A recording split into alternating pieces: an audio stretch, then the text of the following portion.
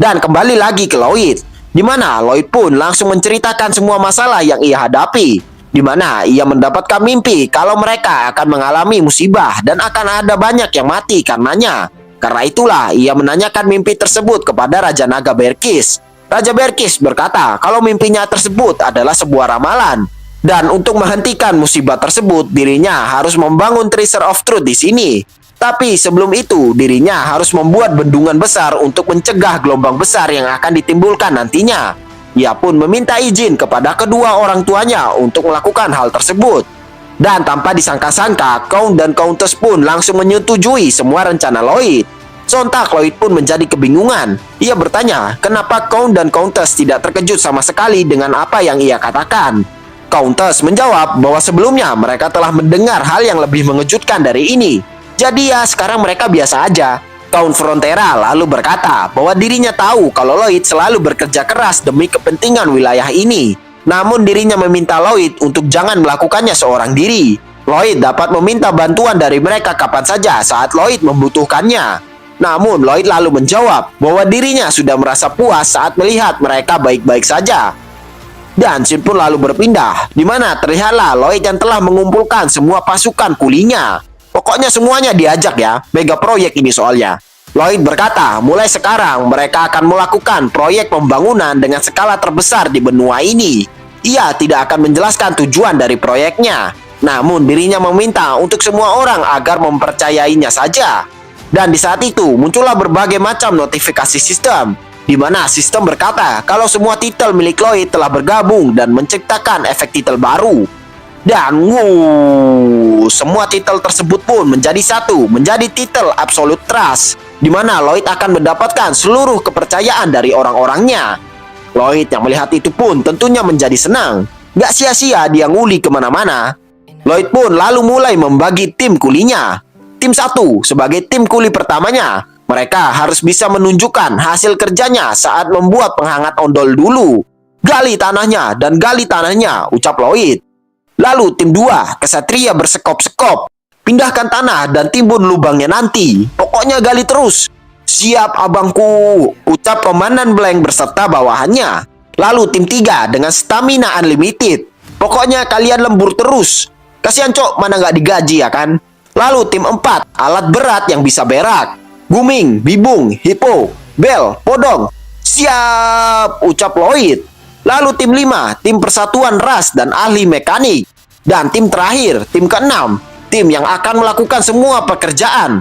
Mulai dari gali tanah, ngecor, bikin pondasi, masuk gorong-gorong, bagi-bagi sembako, ubah undang-undang.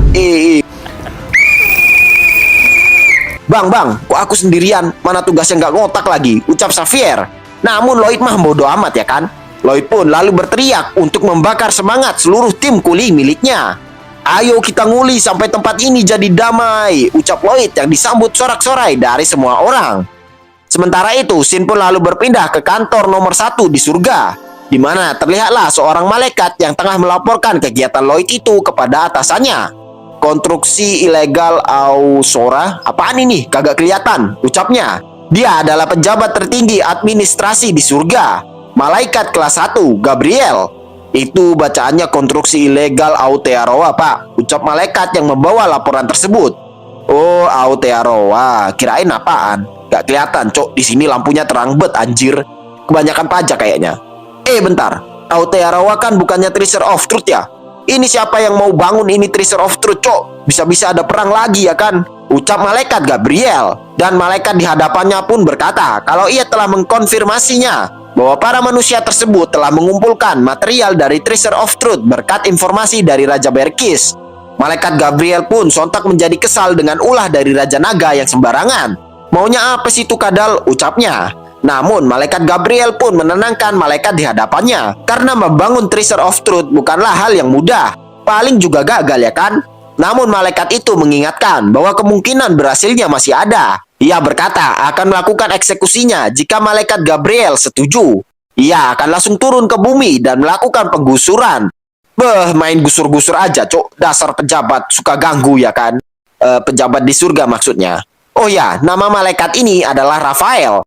Dia adalah inspektur musim panas malaikat tingkat 3. Dan Shin pun lalu kembali ke Lloyd, di mana Lloyd pun lalu memberitahukan kemampuannya yang bisa menghentikan waktu kepada seluruh tim kulinya.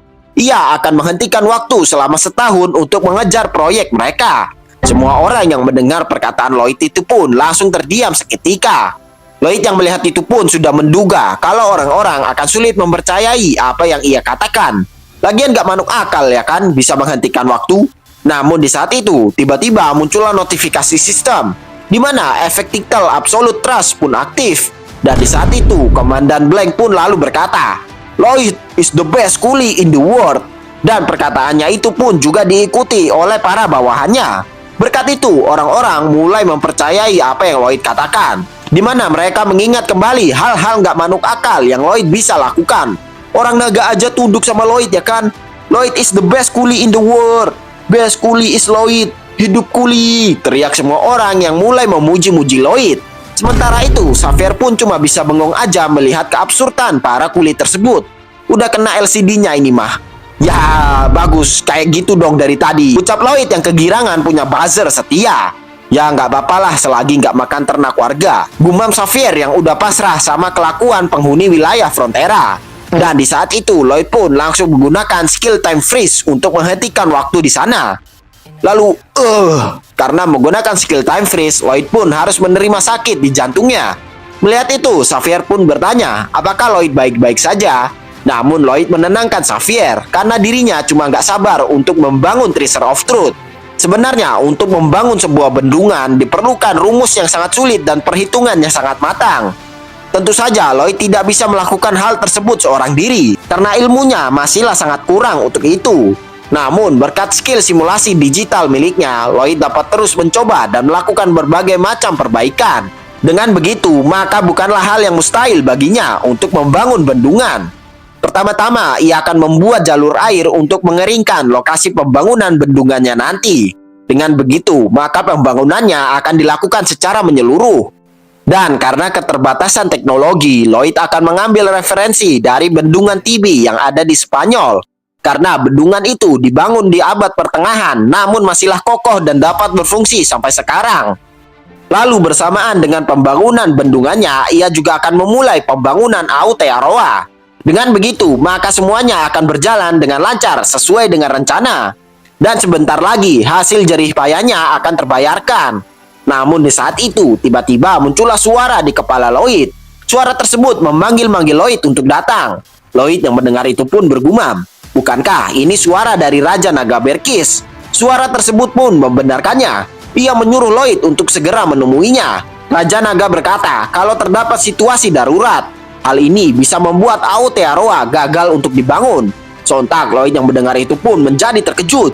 Dan tanpa pikir panjang lagi, Lloyd langsung berlari untuk menemui Raja Naga. Dan setelah sampai di kamar Raja Berkis, Lloyd pun langsung bertanya hal darurat apa yang ingin Raja Naga sampaikan. Oi, leherku pegel cok, kretek sama pijitin cepat, ucap Raja Berkis. Lloyd yang mendengar itu pun tentunya menjadi kebingungan. Ia bertanya apa hal ini yang Raja Naga maksud sebagai situasi darurat, sampai-sampai bisa membuat Aotearoa terancam gagal. Dan dengan santainya, Raja Berkis pun membenarkannya. Ia berkata kalau dirinya bakalan ngamuk kalau nggak dipijitin. Bisa-bisa nih tempat hancur ya kan? Oh, dasar kadal babi, gumam Lloyd dengan wajah yang udah full emosi. Dengan emosi yang meledak-ledak, Lloyd pun lalu menghampiri Raja Berkis. Ia bertanya, di mana yang pegel-pegel? Ini nih, yang ini, ucap Raja Berkis. Lihat nih, bakal kupijek-pijek palamu ya. Rasakan kretek-kretek mematikan. Lloyd pun langsung mengaktifkan skill Mana Heart untuk bisa memberikan kretekan yang paling mengerikan. Dan krek, makan ini dasar kadal kimak. Rasakan kekuatan dari Kang Kuli sejati, gumam Lloyd dengan kesalnya. Namun di saat itu, Raja Berkis menyuruh Lloyd untuk lebih keras lagi mijitnya. Oi, mana pijetannya cok? Gak kerasa. Kamu lagi mijet apa ngelus-ngelus sih? Protes Raja Berkis. Oh, kurang. Oke. Siap-siap. Jangan salahin aku kalau bakal ada teriakan Nyamete, gumam Lloyd. Dan Lloyd pun menambahkan kekuatannya untuk bisa mengkretek Raja Berkis. Ya, rasakan ini, gumam Lloyd. Aduh, masih nggak kerasa nih. Mijit apaan sih? Kecewa berat, cok, ucap Raja Berkis yang nggak kesakitan sama sekali. Anjing, udah full power begini masih nggak ngangkat, cok. Ini leher apa beton sih? Gumam Lloyd dengan wajah yang gila nih. Dan di saat itu muncullah notifikasi sistem, di mana Lloyd mendapatkan skill baru. Tentunya si Lloyd pun menjadi penasaran, skill apaan itu? Skill barunya adalah Absolute Ugly Man, di mana karena wajahnya yang sangat burik, orang-orang akan langsung buang muka saat bertemu dengan Lloyd. Dan mereka akan berkata, amit-amit cok, Sontak Lloyd pun protes, kenapa wajahnya bisa seburik ini? Padahal dulunya wajahnya dia tuh termasuk ganteng loh, jongkok aja kalah ya kan? Namun sistem berkata, ya gimana lagi, mukanya Lloyd yang di sini memang burik. Astagfirullahaladzim, kamu ini berdosa banget. Di saat itu, Raja Berkis pun lalu bertanya, apa yang akan Lloyd lakukan setelah berhasil mendapatkan jawaban dari Aotearoa? Maksudnya, apa yang Lloyd akan lakukan kepada Aotearoa setelah itu? Lloyd berkata bahwa dirinya akan langsung menghancurkan benda tersebut. Sontak Raja Berkis yang mendengar itu terkejut. Ia bertanya, mengapa Lloyd melakukannya? Lloyd menjawab bahwa Aotearoa hanya akan membuatnya pusing jika terus disimpan. Bisa-bisa hal tersebut mengganggu kehidupan pengangguran yang ia impi-impikan. Kan gak lucu kalau tiba-tiba ada perang di sini. Oh gitu ya. Amit-amit cok. Amit-amit. Ucap Raja Berkis yang terkena efek skill Absolute Ugly punyanya Lloyd. Anjing memang ini kadal satu, gumam Lloyd. Raja Berkis berpikir bahwa Lloyd tidak akan menyalahgunakan Aotearoa. Karena selama ini Lloyd hanya bermimpi untuk bisa menjadi pengangguran kaya raya. Raja Berkis pun menyuruh Lloyd untuk berhenti dan lanjut nguli aja. Sontak Lloyd yang mendengar itu pun menjadi kebingungan. Soalnya kan Raja Berkis belum teriak Yamete. Namun di saat itu tiba-tiba muncul notifikasi sistem. Apa-apa, mau ngatain mukaku lagi? Gumam Lloyd yang udah trust issue duluan. Namun sistem berkata kalau level mana heart-nya Lloyd telah meningkat.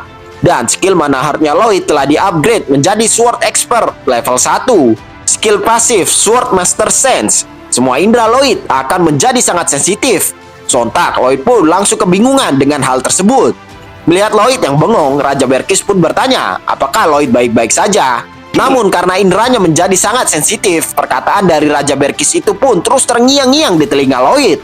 Seolah-olah perkataan tersebut langsung menusuk masuk ke otaknya.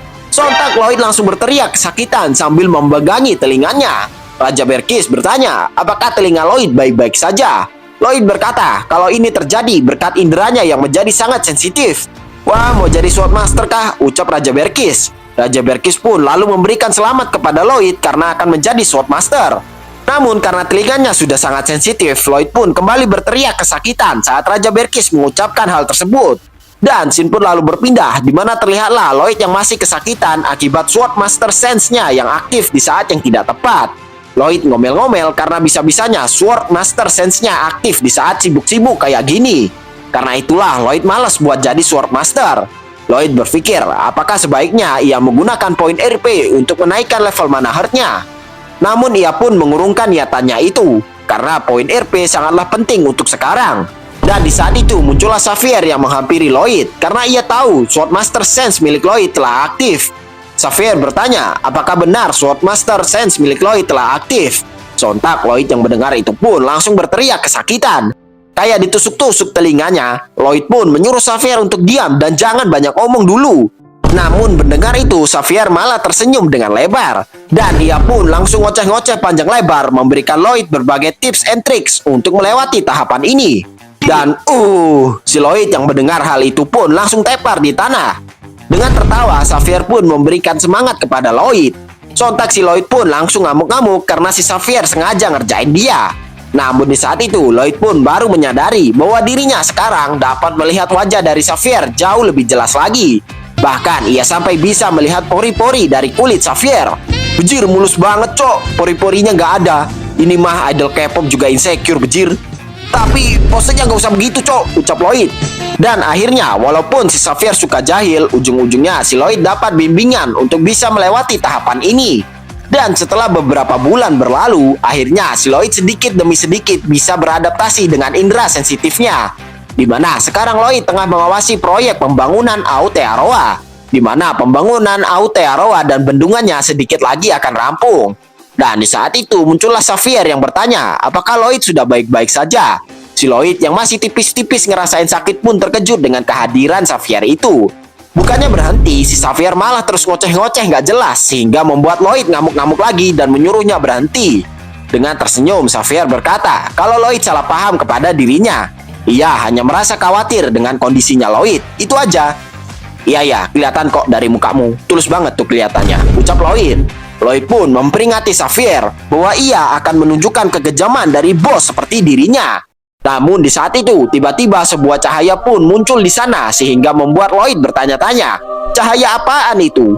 Terlebih lagi, tiba-tiba ada backsound lagu rohani. Tapi bukan lagunya Opik ya, kurang cocok kalau pakai itu. Dan di saat itu, muncullah sesosok malaikat yang terbang di atas lokasi proyek. Lloyd yang menyaksikan hal tersebut tentunya menjadi terkejut. Dan malaikat tersebut adalah malaikat Rafael yang ditugaskan buat ngerusuhin Lloyd. Malaikat Rafael pun lalu memperkenalkan dirinya kepada Lloyd. Ia datang kemari untuk menegakkan hukum surga. Mendengar itu, si Lloyd pun langsung merasakan firasat yang gak enak. Malaikat Rafael lalu membuka buku miliknya dan membacakan dakwaan yang ditujukan kepada Lloyd, di mana ia memerintahkan Lloyd untuk segera membatalkan pembangunan Aotearoa karena ini adalah pembangunan ilegal. Sontak si Lloyd yang mendengar itu pun menjadi sangat terkejut.